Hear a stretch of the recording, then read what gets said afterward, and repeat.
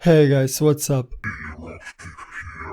I see you really liked my last tips and tricks video, so I made a new one. Here you go, episode 2. If you haven't watched my first one, you should go. I will leave the link on the end of the video. Let's roll the intro.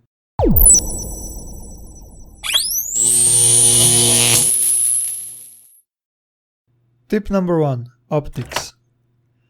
Escape from Tarkov has a huge amount of modifications, but here I will give you a few tips that you have to know about optics.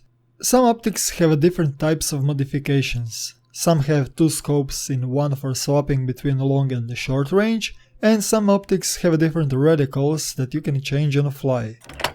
Alt plus right click is a hotkey for swapping between optics modifications. Be careful though, some optics may not be compatible with night vision goggles, so pick your loadout wisely. Speaking of NVGs, tip number 2. Day and night. Time in Escape from Tarkov is set at ×2. In other words, our 12 hours are 24 hours in game.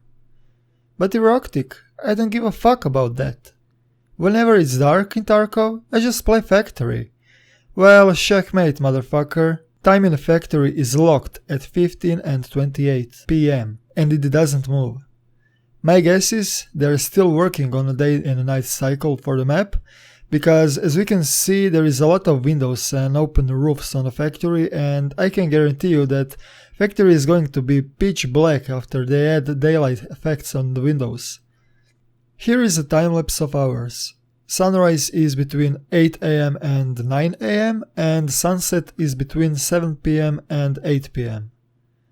That doesn't mean you won't need to use NVGs early in the morning and before sun goes down. As the sun goes down. NVGs are really cheesy to sell because they are giving you a huge amount of cash, but they're gonna have a huge role later on. My point is, you should check time first and then pick map and loadout. Since we covered NVGs, let's talk about flashlights. Tip number 3. Flashlights versus NVGs. If you were thinking that flashlights are dead giveaway, let me change your mind. NVGs are definitely better than flashlights, no doubt about that. But they're expensive type of equipment and it is stressful to lose them. Let me ask you something. If you have enough knowledge about the map and you have an option to choose between NVGs without armor or flashlight with armor, what would you pick? The real answer is, it depends on the map. Let me explain how flashlights have to be used first. Here is a small scenario. You're standing on Costumes map in the middle of the road and you turn on your flashlight. Well, congratulations mate, you just became a bullet beacon. You just became someone's dinner. Because other players spotted you from here, here, here, here, here, here and here. It is the matter of time when your head is gonna fall. Now let's picture this scenario. 3rd floor factory map. There is an enemy with NVGs inside of the room. You enter inside with your flashlight pointing at him. What happens? He is blind, he cannot see you. Because he is a dumb fuck with NVGs in the middle of the room. You guessed it, he will die because he won't have a clue what happened. If you point flashlight in someone's NVGs, he will be blinded. Since this is a close quarters map, players from here, here, here, here and here will hear your shots. But they won't see the light from the flashlight since you are in a room surrounded with walls. So next time when someone tells you that NVGs are better than flashlight, tell him to check my video.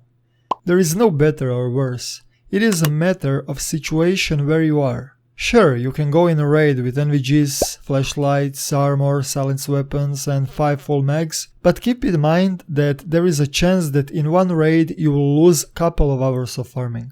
Tip number 4. Automatic weapons. Let's say you found or bought AK-47 because that's your favorite gun and you enter in a raid with full hype in hope you're gonna pound some noobs. Wait. Let's calm down and let me tell you a little story about recoil with fully automatic weapons and their masteries. This is a quote from the developer in one of the Q&As. The more we work with weapons in a game, the more we get to used to it, upgrading the mastering characteristics. The higher is the level of weapon mastery, the more personality our character handles it. Principles and speed of reload change. Player assesses the number of cartridges in a magazine more accurately. Furthermore, we will add the ability of tactical reloading while aiming at the maximum level of mastering. The more we work with the weapon, the more it wears down, appending penalties to weapon characteristics. Recoil is one of the penalties, and at the start you will struggle with weapon handling. Sure, you can bypass that with reducing recoil with weapon modifications, but if you are going with a naked AK-47, sadly you will have to use single fire or learn how to burst. Firing fully automatic fire will give your gun a lot of spread and recoil, you will be missing more than hitting. So at the moment, when we have no skills yet in the game, just use single fire. Based on streams and YouTube clips that I was watching, I cannot believe that players are not using one of the most overpowered features in a game. Tip number 5. Lean. Like I said, after seeing so many deaths, I simply must put this on my list, and I hope you can change your playstyle because it is really painful for me to watch. Let's say you are standing in the middle of the hallway, and suddenly you hear a guy in a room next to you, and you have a time to react.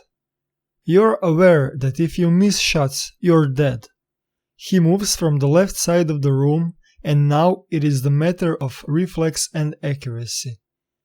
On this picture, his body is fully exposed, and he is in same situation as you are, fully exposed.